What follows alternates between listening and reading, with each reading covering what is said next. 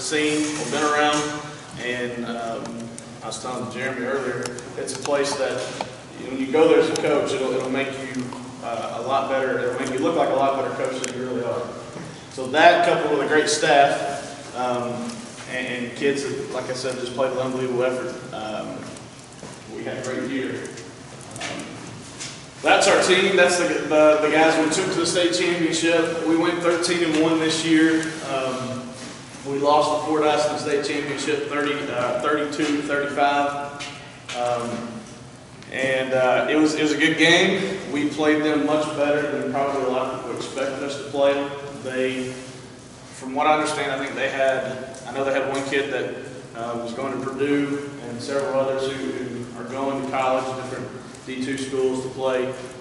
We had one kid who ended up late getting a scholarship to SAU. Talent level, there was no comparison between us and Fordyce. And we, if you just line them up across the board, we certainly shouldn't have been very competitive with them. But because of the kids and because of the way they do things, we were able to play with them. Quickly, this is our staff this year, and I can't speak highly enough about these guys. Coach Smith, he's sitting here. He's our offensive coordinator. We're a flex bone team with a little bit of wing T mixers in there, and Coach Smith does an excellent job. Like I told you, the score of the game was 35-32, so we scored 32 points against them. I'm the DC. I gave up 35, so we lost the game because of my job, not Coach Smith's. We scored plenty to win the game. Coach Whiting, he coached our wide receivers and defensive backs. Coach Calhoun was here earlier. He had to leave. He had a family deal that he had to go do. He coached our offensive and defensive line and our special teams. And then we had a volunteer, Colton Goodman. He also helped with the offensive line. He coached the linebackers. All right, a little bit about our team this year. We had one player on the team that weighed over 200 pounds. Fordyce had a nose guard that was 315, 6'4". That was that was the biggest kid for sure, but they had several others who were big kids too. We had one kid, it was our center, and when I say weighed over 200 pounds, Jarrett, our center, probably weighed 210, maybe. I mean, he was barely over 200 pounds. Our starting offensive line averaged 180 pounds.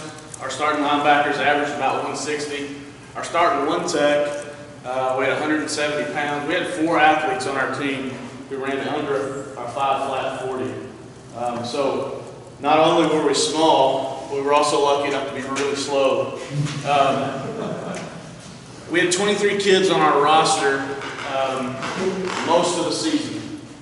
We had a pretty big 9th grade class, and at Des Arc it's pretty much tradition. You don't have to ask who's moving up or not. All the 9th graders are moving up, so we moved up 11 9th graders.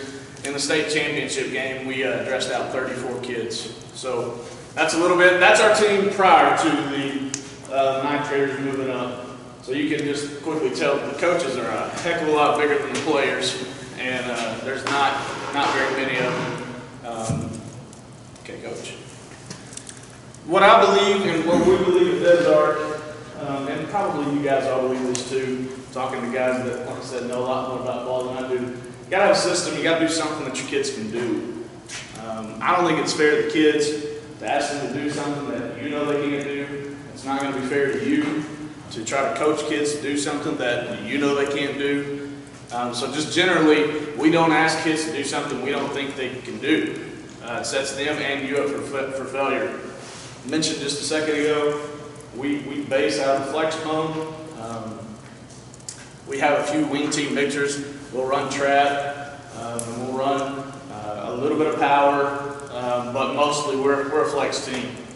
Defensively, we're a 4-2-5, which means in our league, where we're playing mostly run teams, we're probably going to be in a 4-4. We might walk our strong side linebacker down and be in a 5-2, 5-3. I mean, we'll mix it up a little bit, but our base, and I'm going to show you a little bit of our defensive stuff, we're a 4-2-5.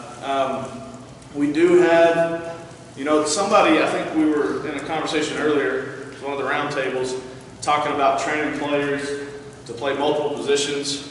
Defensively, we have guys that So if you saw the picture of our guys, it's like we have 23 kids and they're all the same kid. Like they all weigh between 150 and 180 pounds. They're all like 5'9", and they're all slow. So we have a lot of kids that are like the same kid. So we train them to play multiple positions.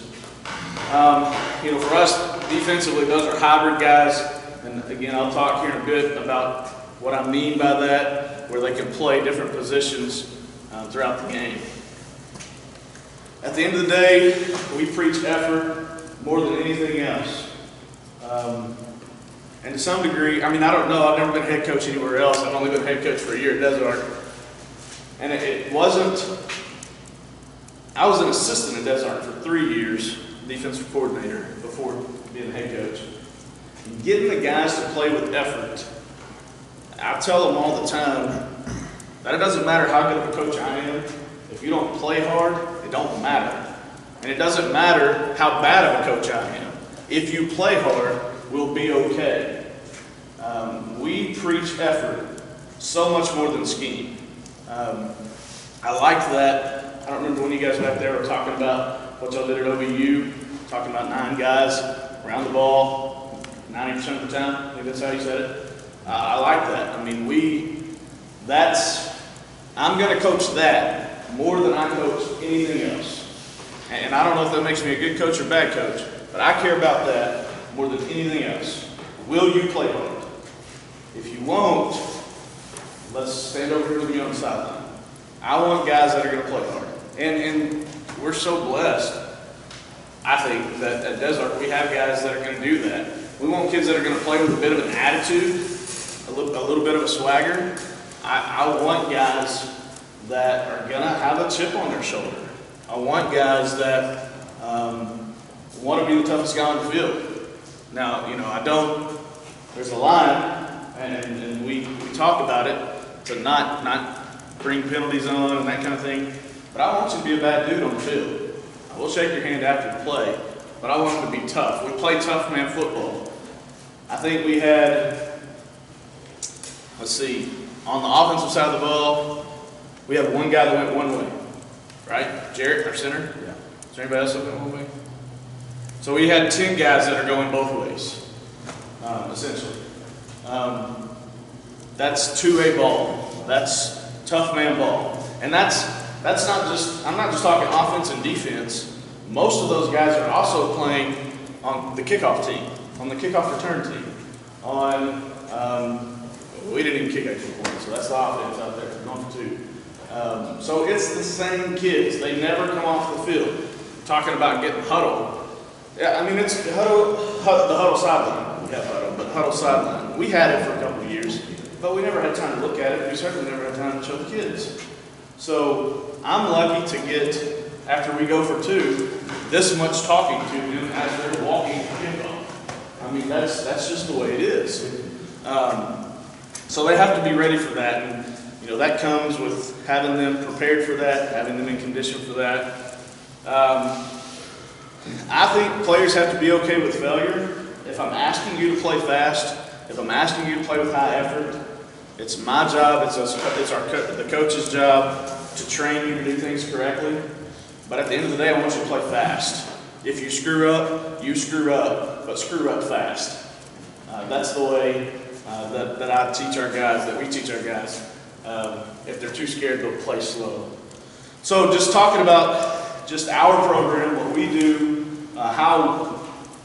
and it feels a bit arrogant to say how we get guys to play well. What we do and what has worked for us, one thing that we do in the off season is we do a leadership training, and I'm sure everybody does something, but this is what we do. Okay, we go through this book, and we've done it every year. The leadership council, we pick a leadership council. In this book, Above the Line by Urban Meyer, I'm not sure how people feel about Urban. It seems like it changes, but the book is good. He talks a lot about effort in there. The E plus R equals O. You've probably all seen it. It's good stuff. Above the line thinking, and this is at the bottom, I believe, and our kids are starting to believe, is that leadership is a skill. Like all skills, it takes time and effort to develop. My first year at Desert, we went 4-6. And the seniors that we had on that team were not good. The leadership was bad. The culture was bad. Nobody took accountability for anything they did. It was just bad. And then after that year, I was an assistant. After that year, we, as a staff, started reading this book and we were, what do we got to do? Because I don't like to lose. We don't like to lose. So what can we do? And, we found this book, started going through it, this is great, let's get the kids to do it with us. So we started doing leadership council with them. And this is kind of the way we do it. We meet once a week for 30 minutes. And right now, I think we have 11 kids on the leadership council. And it's the guys that have to be the dudes next year. It's the guy who's going to replace our starting quarterback. It's our offensive line who are all going to be seniors next year. They're all coming back. It's those kind of guys. It encourages the players. We encourage them to lead the discussion. They're held to a higher standard. They're given responsibilities, and we give them it's not that hard, but it's a quick worksheet, just kind of guided reading as they go through it. At the end of the day, those guys are only going to be as good, really, as they will lead themselves to be. I mean, I can beg them, I can ask them to do things, but if they don't lead, if they don't do it themselves, it's probably not going to be very good. So we don't think that it just happens naturally. I don't think it just happens naturally. I don't think there's many people that are just born natural leaders. For me, I was always blessed to know people and be around people who were good leaders, and I saw leadership, and I knew that I wanted to do it. And so that's what we try to do with the book. We try to teach it. We also gain confidence. How do you get small guys to gain a little confidence? Certainly the weight room. We don't do things probably the way that a lot of folks are doing them nowadays. I have an uncle who's coached for a long time, and everybody that I've ever been around, I haven't ever been around guys who do a lot of the new school stuff. Everybody I've ever been around has done things the old school way of, let's put heavy weight on the bar, let's push heavy weight, let's get strong. And that's what I know, and I know it works. It works more than just, we don't just want to make people strong. We want to make people tough, and more than just strength, but mentally tough. So we take the old school approach of training our athletes to be tough, being able to go longer and harder than whoever we're playing, knowing that mentally we can do more than our body is telling us we can do, and being disciplined to do things the right way. And at a place like Desert, a small community made up mostly of farm kids who have been raised in a way that, it's, get tough or I'm not sure. They're just kids that are raised, their parents raised them to be tough. It just happens, It's not that difficult for us as it would be in some other places, probably. This is what we do. January to March, we do 4 cores 3 times a week with an antagonist superset. So just simply, if we're doing a push, we're going to superset it with a pull. We do the book. I think Coach Gillner, do y'all do the book? Wait. Used to? And listen, I grew up on this. Yeah, I did this. He does it now. I don't even know what the hell we do. But I know this is exactly what we used to mean. This is the consistency and always got on, man. The workout one? This is the hardest workout in the world. I do it myself. I bench with it, and it's workout one's is tough. Yeah, you know, what's funny about this, I got this workout from a basketball coach. Okay. Yeah, Eddie Layrock, guy that's up at Paragould. He gave me this at Dover back in 1995. Wow. And I copied that book and used that book for years. I like it. And my son's different. He's like a weightlifting guy. But I'm old school like you on. Yeah. When I first came to Lake Hamilton, since he wasn't with me yet, they were doing all kinds of funky stuff. I did this and got killed. Yeah. Well, our kids. So it's good they need to be killed. Yeah. So my uncle has done the book since he was at Monticello. He's at Wynn now. But he did the book at Monticello. He actually had a strength guy on staff at the time who had been the strength coach at Mississippi State. And he had somehow got this book, and it came with him there. But it's great stuff. Like I said, we do 4 cores. We're going to do bench, squat, power clean, and incline. We're going to do it 3 times a week. And that's the workout they're doing. So we'll do, just for instance, if your max is 200 pounds and we're on workout 1, we're going to do workout 1 for bench, squat, power clean, incline. 4 times a week, and we're going to have an antagonist superset with each one. And it is a killer. It does wear you out, and we don't just send them in the weight room and say go. We put everything on a whistle, and everything is timed to an extent. I blow the whistle, or it might be Coach Smith, or it might be Coach Calhoun. We'll kind of rotate who's doing the whistle for the day. But we want to push them. The weight room, and they grow to love it, but at first they hate it. But we create chaos in the weight room, or organized chaos. We're not just throwing stuff at them and making them dodge stuff. But we do put stress. We put them under stress in the weight room. We don't want the first time those guys are going to see stress, like for this year, the first game that's probably going to be real difficult for us, it's going to be the McCrory game. We'll have our first game, I think we'll be okay, but that second game, we play McCrory at McCrory. I've never won at McCrory. That's going to be a tough ball game for us. They're really good, and they're really well coached. The first time that they're under that stress, I don't want it to be in 90-degree heat, our second game of the year at McCrory. So in the weight room, we get after them. Okay. This is the way we set it up. So like day 1 in the weight room, workout 1, they're going to have bench, squat, incline, power clean, and then we're going to have some type of finisher at the end of the workout. And now, like I said, everything's going to be paired with an antagonist superset. As soon as they come off of the rack, they're going to get the superset. So if they're on bench, as soon as they come off the bench, they're going to go straight to bent over rows on that particular day. And then, so that might be a Monday, Wednesday, Friday workout. On Tuesday and Thursday, we're going to do some type of conditioning. We're going to do some type of running. And this is just January through March that we're doing this. After March, after spring break, really, we start doing more ball. We don't, again, in a 2A school, this time of year, we're done now, but early in the year, like up to, they just finished. A lot of our guys are playing basketball. We don't have everybody in the weight room.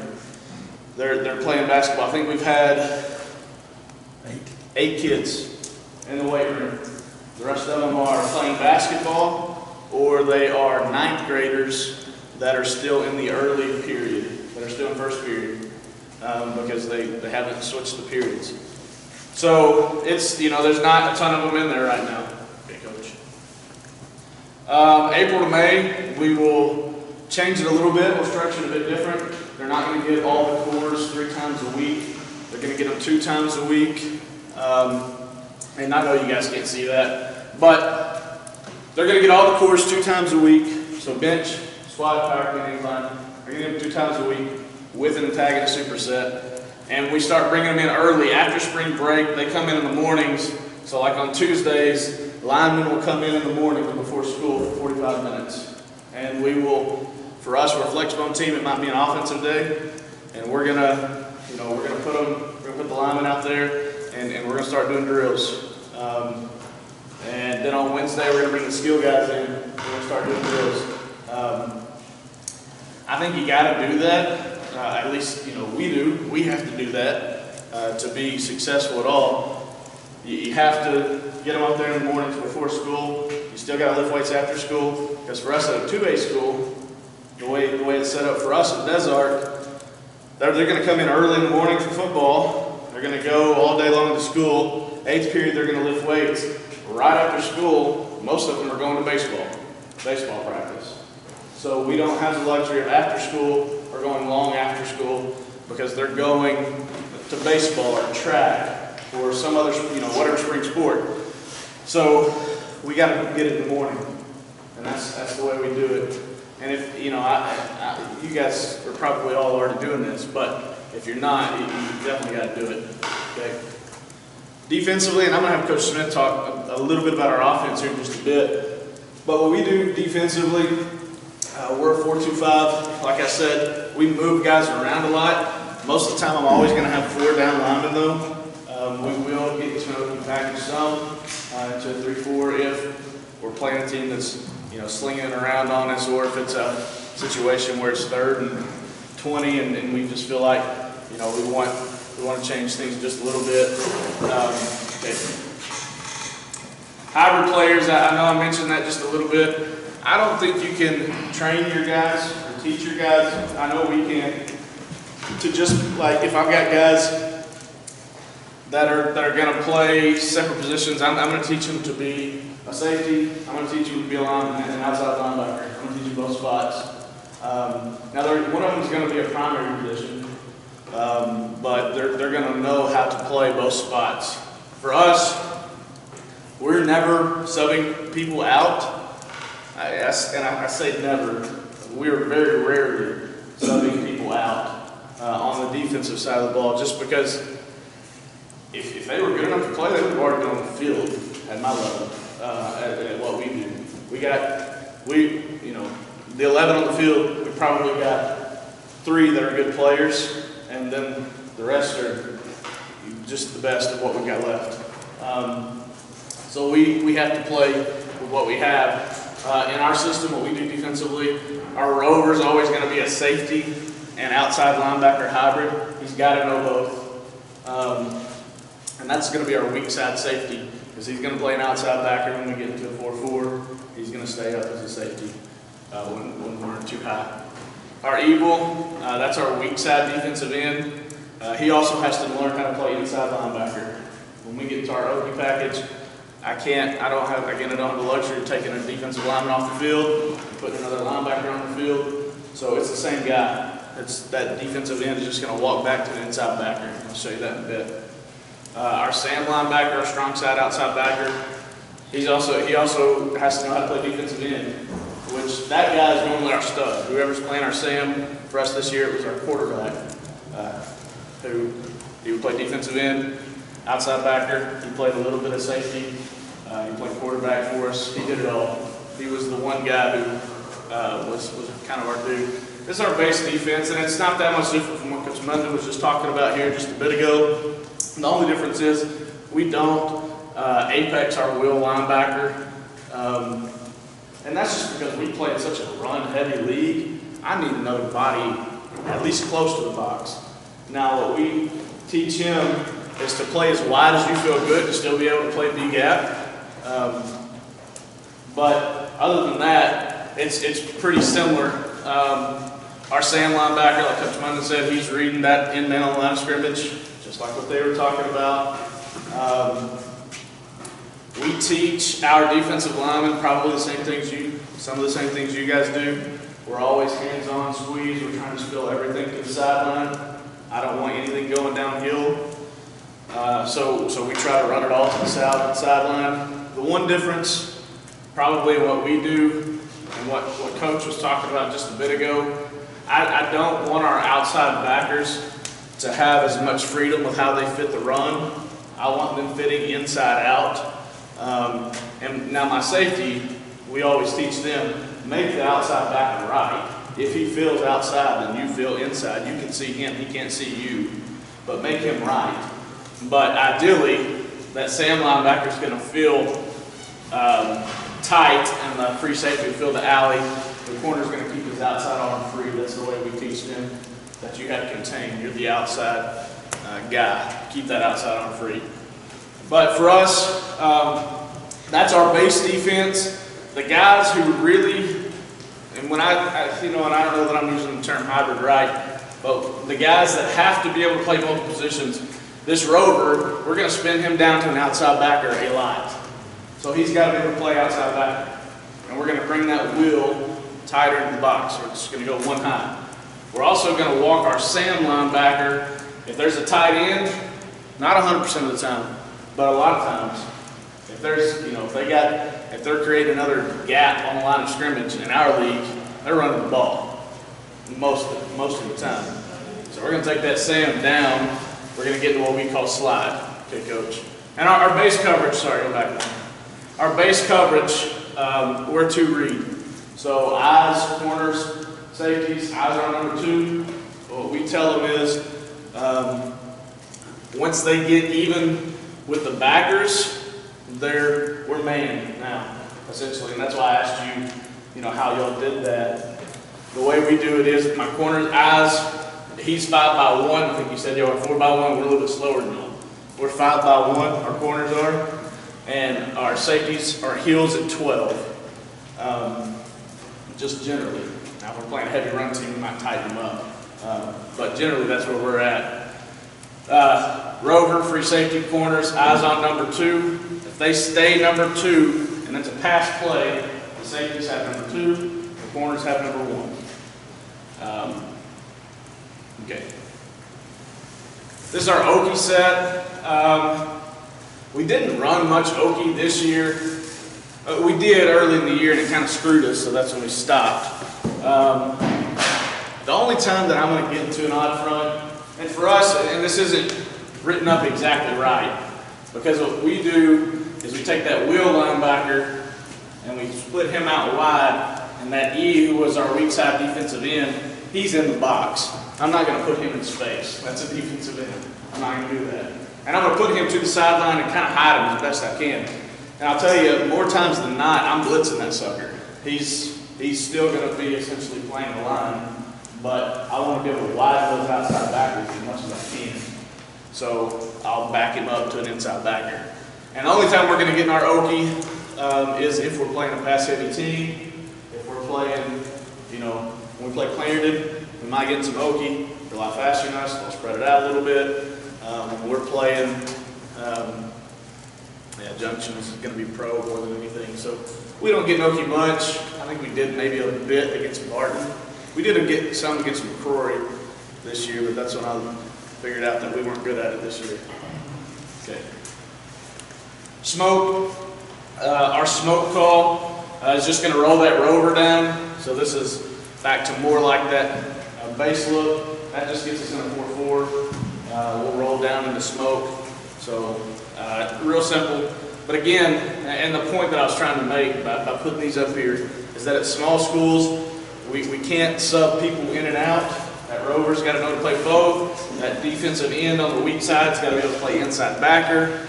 You have to teach them to play both, because I don't want to be in a situation where I'm on the sideline and I know I don't have guys, and I can't change my defense because they don't know how to play something different. So I've got to teach them. Now, and not everybody. I don't have to teach everybody to play different positions. But 3 guys on the field and what we do have to know how to play different positions. Okay. I think this is the last one that I just put up here. Slide, and this is the one where the Sam linebacker is down, so this is against 12 personnel, too tight. We walk him down, so this is, and we compare these. I might have put it on here, I don't remember. We can do smoke slide, where we'll also roll down the rover. But that's just, the only thing here is our Sam rolls down, and then we slide over the 3 tech and the 1 tech. We go to an under front there with those guys. Look at it one more time, see if I did put, yeah, I did put smoke slide on there. So that's 22 personnel, that's smoke slide. So that's, you can do a lot of different combinations with those guys. And it's the same guys on the field. You teach them 2 positions, teach them rover, teach them safety and outside linebacker. That Sam's got to be the dude teach him outside linebacker, teach him defensive end essentially. And then that weak side defensive end, he's got to learn how to play inside linebacker and weak side defensive end. At the end of the day though, scheme doesn't matter if the kids aren't going to play hard. Like I said at the beginning, I can be freaking the best coach out there, but if the kids aren't going to play hard, it does not matter. And I think that starts personally with the leadership of the team and the way that we as coaches teach them to be leaders. Like Coach always talks about culture. It goes, you're not going to be good if they won't play hard. It's not. And you're going to be good, and you can be a pretty bad coach. Trust me, I know. You can be a pretty bad coach if they play hard and still win a lot of ball games. If they'll play hard. Coach Smith is our offensive coordinator. I'm going to have him talk just for a bit, 10-15 minutes or so, about what we do offensively and kind of how it fits smaller kids and smaller athletes. Yeah, so as you guys have heard, we're more of a flex bone offense with a couple wing T. A couple wing T mixers. We are no huddle. We have risk coaches, and we call that from the sideline. Guys that have been around or seen the old Tom Osborne, guys, the old wishbone offense. They're coming to the line, and quarterback's going to check and get them in the right play. They're going to run midline to a 3 and veer to a 1, inside technique. I don't want to have to train a high school kid that's already given a lot of responsibility on defense, and he's our best kick cover guy, and he's returning kicks on kickoff return. I don't want to give him all those responsibilities. So we go risk coach. We check at the line, we freeze, we do all that stuff. I want to get my guys in the best position as a coaching staff and not put a lot of responsibility on the quarterback. It allows us to establish our own pace, whether it be fast or slow. This year we were a lot of fast. We were really fortunate to be really good, and so we would get up, on team sometimes, and we wanted to, enforce our own will. And then obviously in the Fordyce game, we were kind of playing catch up so we could go a little bit faster. But we can establish that with our risk coach game.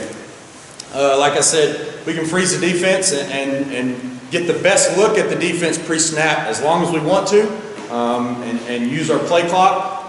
Or if we like the look, we can get rolling. We can manipulate defense through our formations and through our play tag system. Like Coach Simpson, I know Coach Simpson does a great job on Buck. We played Coach Simpson a lot when I was at Lone Oak, and the play tag system is really well, and it's something that I've learned through this option system that benefits your kids a lot. Just some stats on our offensive line. It's not anything different than what Coach said. We had tackles between 5'9", 5'10", 170 pounds. Kind of what we're looking for is guys be able to move. We want those guys getting to second and third level. Those guys got to be able to move. Depending on the tag, they could go kick a corner. Depending on the tag, they could veer outside release and go get a safety. So we want those guys to move with different ways, like I said, between veer and outside release. Guards we have with 5'8", to 5'10", 170 to 180 pounds. Those are our most physical guys. Coach, you were talking about the stance and the flex bone. Those two guys love the stance. They want that butt in the air, back flat, and they're coming at your butt. Those two guys for us are our most physical. One was our 3 technique, one was our Mike backward. They live for the physical contact, and that's what we needed them to do. Most of the time in our scheme, they're going to be basing somebody, whether it be an outside head up or inside technique. And the thing that I love about this offense is it happens so fast. We're getting to the point of attack so quick. We don't ask our guys to win for very long. I know I dabbled in spread offense. I played in spread offense. You have to win for a long time when you're running inside zone, outside zone, pass blocking. You have to win for a long time. In our system, we're asking our guys to win 1 to 2 seconds. And sometimes we're not even asking for a win. You guys that watch us against Fordyce, we didn't win very often. We're looking for a stalemate. if we can get a stalemate for 1 to 2 seconds, that's all we're asking. Speed of our offense is happening so fast. We got so many visual cues, sending eyes everywhere. We just want those guys to hold for a couple seconds. They also have to veer to the second level also. So they can be able to move a little bit. But like Coach said, we don't have the big 250 plus guys inside there, so they do move pretty well. Our center was our biggest cat, 5'11", 200 pounds. He was our smartest lineman. Got us, when we get a new look, he gets us straight. He has to be able to rip and run and get to second and third level. On the backside of most of our schemes, we're just scooping up on the backside. So he kind of leads that attack, getting up to the backside linebacker or even to the backside safety. So our skill guys, backs and receivers, quarterback's got to be the smartest, best, and most consistent player on the offense. I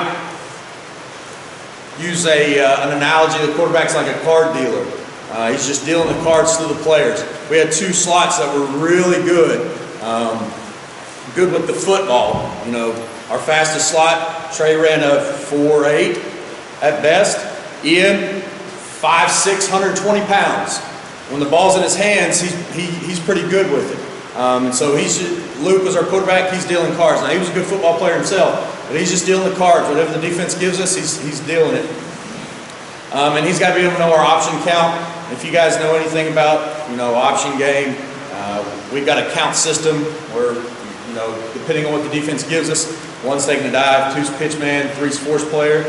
Depending on that, he has to know that. And like we were talking about in the round table, our quarterback this year, he knew the scheme, he knew where everybody was, he knew the count.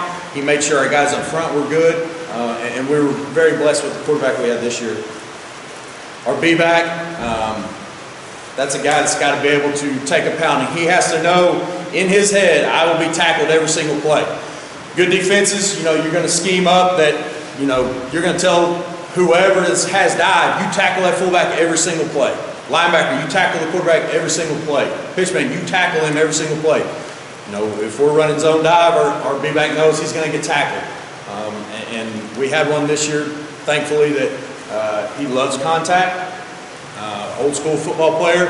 He's probably in the weight room today right now, lifting. And he loved it. He loved physicality.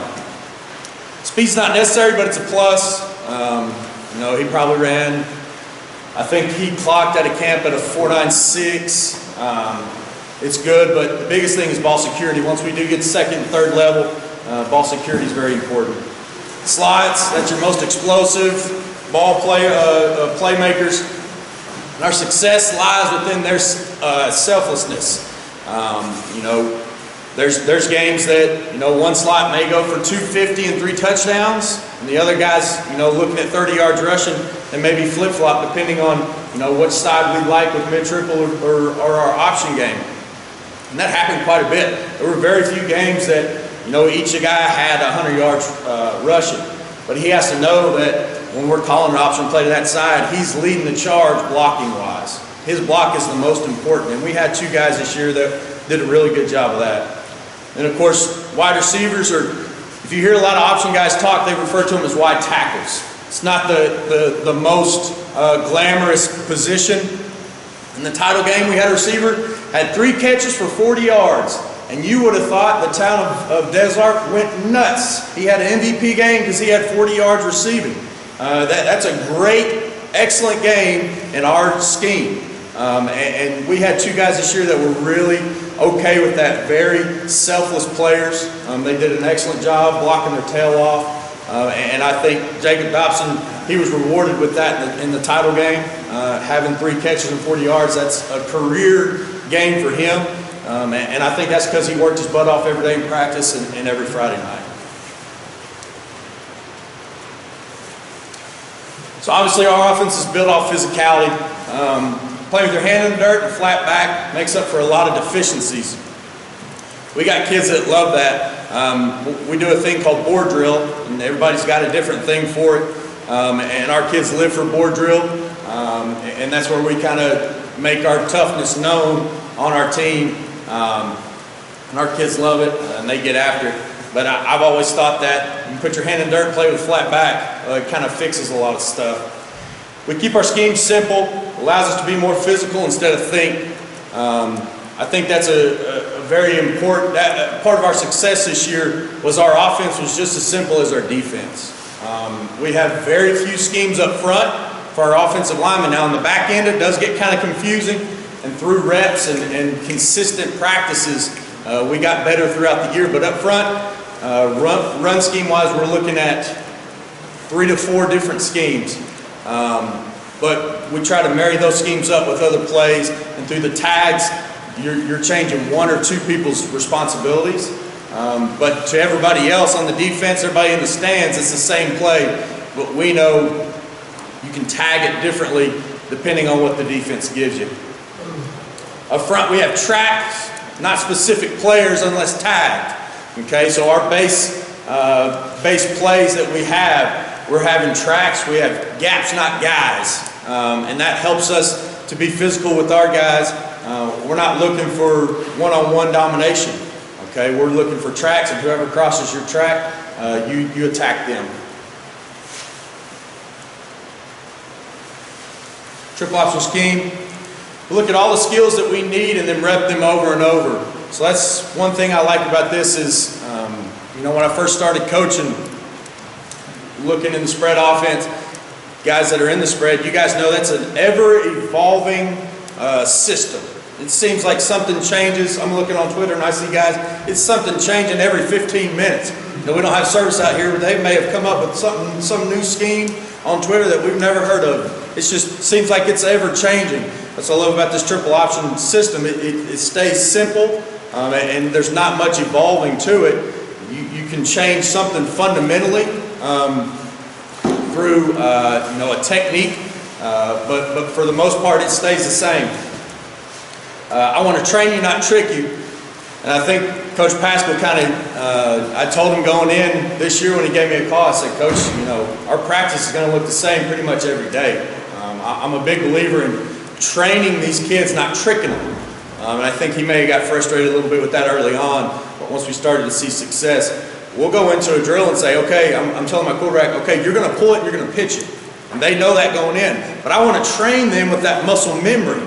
Okay, I don't want to get out there the first time and trick them and they've got the ball and there's somebody's attacking them right there. The pitch man is at him. I want to train him to know what it feels like to pull, dip, and pitch. And we do that. Now we have different looks to where we will say, okay, now you got to play it, now you got to truly read me. But I'm looking to train my guys, get that muscle memory going, and then later on we can start looking at different reads. We look at every front that we could see offensively. So throughout the week, our guard's going to see a 1, a 2, and a 3. Our tackle's going to see a 4-eye, a 4, and a 5. Okay? Coach Gillian talked about getting different looks. We can play the guessing game all we want. What are they going to give us? But we don't know. That may be a 3-4 team the week before, and they come out in a 4-3, rolling safeties when we go in motion. We don't know. So to combat that, we show them everything. Okay? We show them 2 odds with a 1 high and a 2 high, and we show them an even, 2 evens, 1 high, 2 high, and then we show them an odd. And now through those different looks, we can show our guards a 1, a 2, and a 3. We can show our center a head up and a shade. We can show our tackles a 4-eye, 4, and a 5. Now the good thing about this, about the system, is we have rules, and it really doesn't change what's in front of us, okay? Because we have our rule and we rep our technique. It doesn't matter what they're in. That's, you know, if somebody asked me, Mike asked me, what's the one thing that gives you issues? And there's not really much that gives you issues unless your kids, if your kids are playing with great effort and they know the rule, it doesn't really matter. There's not much that can give you issues.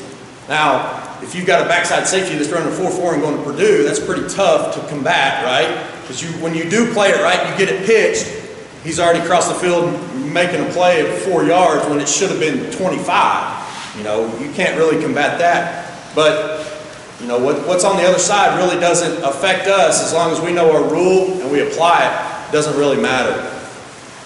We try and put players in conflict. Like I said, 2015 was my first year at Lone Oak. We were installing this triple option offense, and I was a young guy.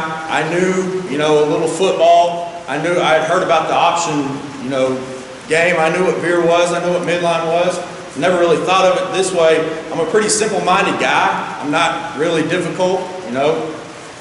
And I started looking. I said, they're leaving 2 guys unblocked. So it's 11 against 9. I mean, I like those odds. I like to play 11 against 9 personally. And so I just kind of fell in love with it. It's, you know, not making the game hard, right? We don't have to win up front. I fell in love with this system. And so we eliminate 2 players by reading them on dive and pitch. And most of the time, we're reading your best player. Our first year at Lone Oak, we played Star City, who was top 5 in the state in 4A. Had a kid by the name of Austin Capps, played for the Razorbacks. Had a 2 technique. The other 2 technique was a kid that was just the same size as Austin Capps. But because we eliminated by reading them, we ended up beating them. We just eliminated them. Whatever they did, we made them wrong. And that's the glory about this offense, is when there's a dude on the other side, you read him, you make him wrong. Now, sometimes he may win, but through different ways of tagging and running different plays at him, you can affect him. And then option count, 1, 2, 3. 1's a dive, 2's the pitch, 3's the force player. When I made this, I had some clips in Huddle, but don't have any internet out here. I wish I had some that I could show you, but that's all I got on offense. And guys, we're not complicated at all. We're pretty simple. But if there's anything y'all ever want from us, we'll certainly give it to you. I don't know how good it'll be, but we'll certainly give it to you. Coach, we're done. Yeah, hey, I think what we'll do, guys, is you all have 5 minutes here, walk around a little bit, and get all those bikes set up. We did before dinner, Derek Peters